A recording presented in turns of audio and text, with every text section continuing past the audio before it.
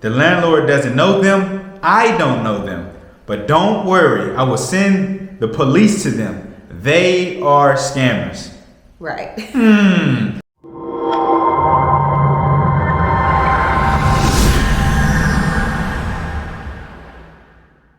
Shalom, YouTube family. Welcome back to the channel. And if you're new here, welcome to the family.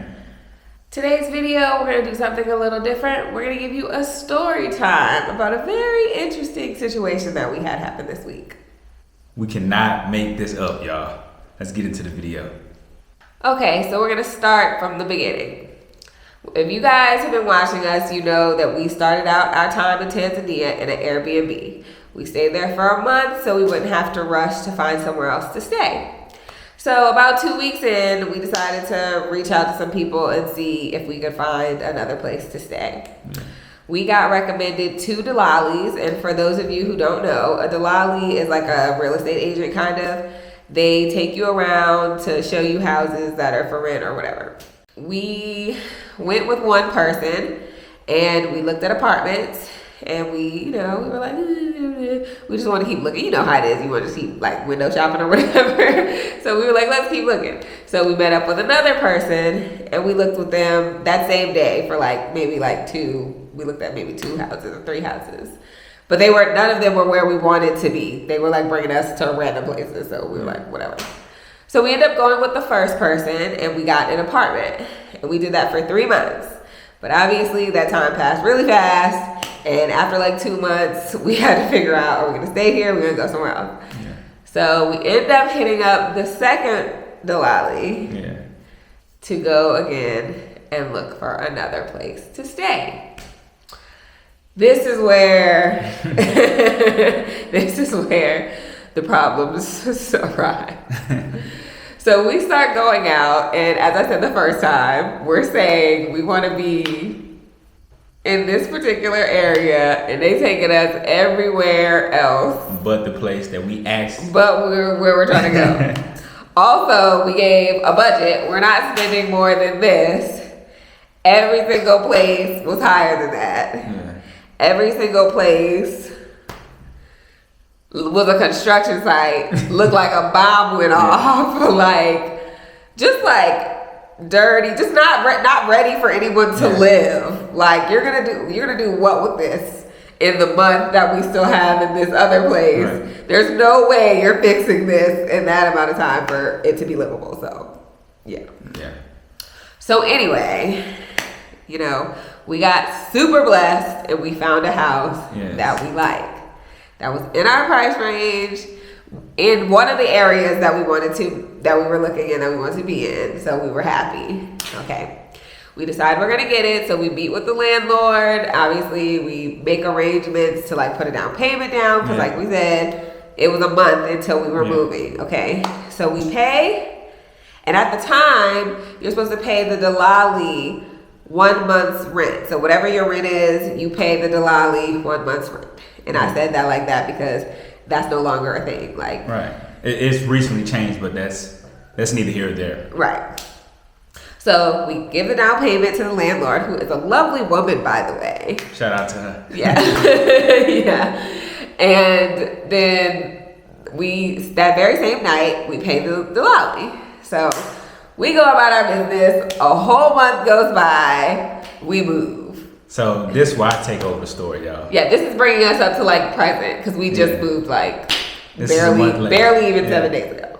So one day I'm chilling at the house and I get a call from the landlord and she asked me, did I pay the Dalali the fee that we supposed to pay them once we move into the house and pay for the 6 months rent? So I told her, yeah, we paid the Dalali. Why you asking? And she was like, basically 2 guys had called and said that they were never paid their Dalali fee. So in back of my mind, I'm like, what? Because we only deal with this one particular Dalali, and these other 2 guys that's pretty much asking about the money, we have no clue who they are. So I'm like, okay, let me call the Dalali and see kind of what's going on because I paid them. So moving forward, I text the Dalali and was like, hey, I'm gonna actually show y'all the exact text. So these what the text messages read. The first message I sent this Delali, I said, Sarah called me and said that they told her that you never got paid for the house you showed me. I already paid you. What is she talking about? The Delali responds and say, I have never spoken to her since then. Why do I have to tell her like that? Let me call her. And then I guess the Delali ends up calling our landlord. And Delali got back with me and said, I have spoken to her. I told her you have paid me. It seems like there are two people who claim that they rented you that house through me, which is not true. The landlord doesn't know them. I don't know them. But don't worry, I will send the police to them. They are scammers. Right. So it's easy for me to discern and pick up BS.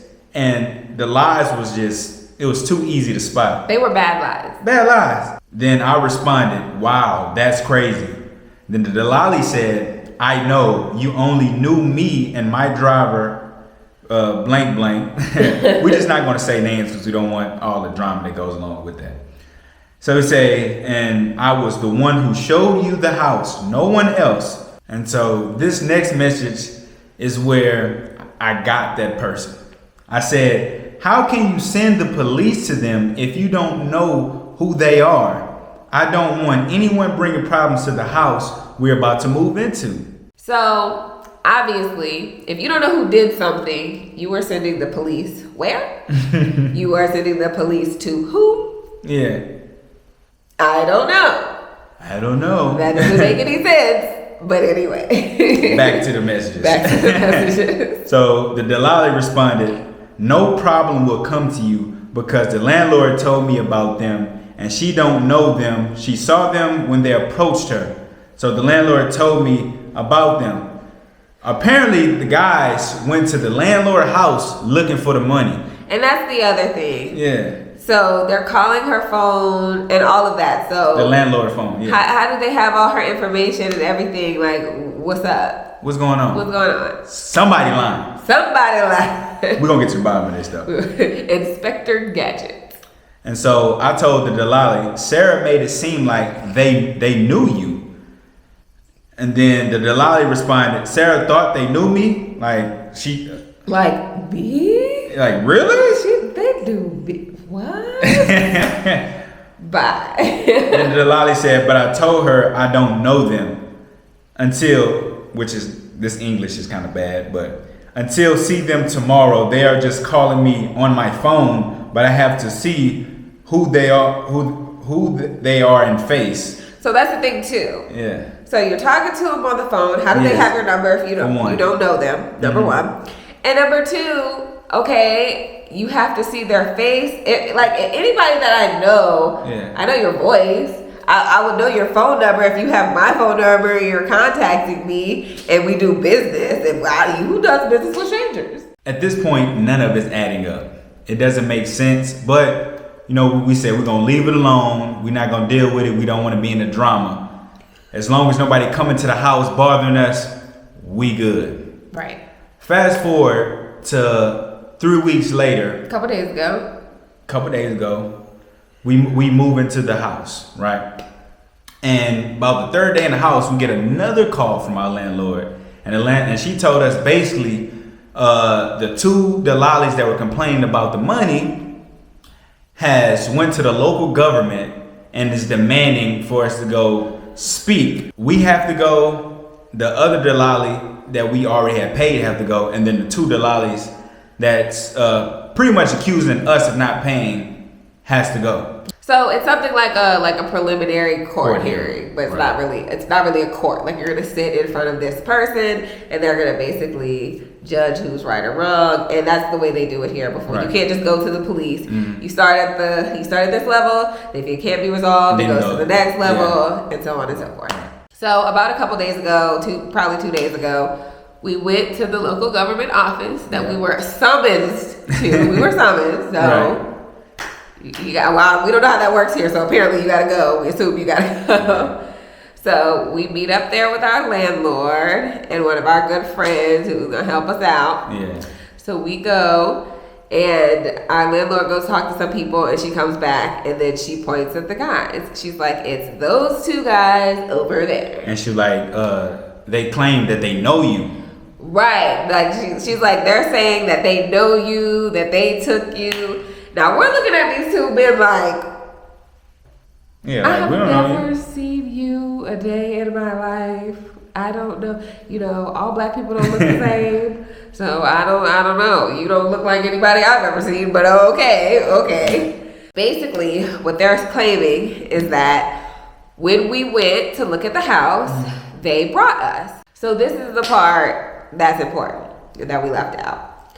So both times that we went with this Delali, we were just driving along on the road, and then they would like randomly pull over, like say nothing in Swahili, nothing in English, nothing to us at all. They would just pull over on the side of the road, and then like sit there, and then or get on the phone, or get out of the car and go walk and be talking on the phone. Then they would come back with some random person. Yeah. They would hop in the car on the phone, and then they would just be saying a bunch of stuff that we don't understand because we're working on our Swahili, but they talk fast when they're fluent and you're not. Like, okay, obviously. So we're like, okay, well, maybe these guys were in the car. I'm not sure because, like I said, It's a whole bunch of random people that just gets in Whole the car. bunch of random So people. these two guys that's claiming that we haven't paid them could have been. We just didn't remember at the time. But they also claim that we were supposed to pay them and we didn't pay them. They're not claiming that we were supposed to pay them. Because what they're saying is that, their whole claim is that the other Delali was supposed to pay them when we paid. Now, that Delali told them originally, which is the first call that we got from our landlord, they were told that we hadn't paid yet, and when that person was paid, they would get their money. But like we previously said, the night we did the down payment, we paid. So we had paid a full month before we were to move in, and it was probably 2 weeks or so after that when we got the call saying these dudes are looking for their money. Right. So this other person is just full of crap. So we get there, and they had basically been harassing the landlord. They want the money from her. They want the money from us. They don't care. They just want their money. So obviously, he has the messages in his phone. Our landlord has messages in her phone, as it's previously stated in his messages. Oh, I told her y'all paid me. So we have it in English, and she has it in Swahili. If anybody else has it in another language, please come forth with your information. Their whole thing is we didn't pay the first Delali, so they haven't got paid. Which is not the case, and it was the proof that we showed to them before we even went into the court. So now this Delali is supposed to be there. So we're there, our landlord's there, our friend came with us, and the two Delalis that we don't know are there. So we're all waiting around. Our landlord gets a message that says, oh, I'm on my way. Okay, cool. We're just waiting. This Delali still ain't come. Never came. So we wait for hours. It's our turn. We end up going in with the lady. Very nice lady as well. So we're telling the story. The guys went first. I don't know what they said. They was talking real fast because, you know, people talk fast when they try to get their money. They were angry though. They were angry and they were talking in Swahili real fast and they wanted their money. So they were talking, and then our landlord was talking, and she was talking fast too, so I'm not sure what she was saying. But they were going for a long time, and the lady that they were talking to, she was like, Tatizo.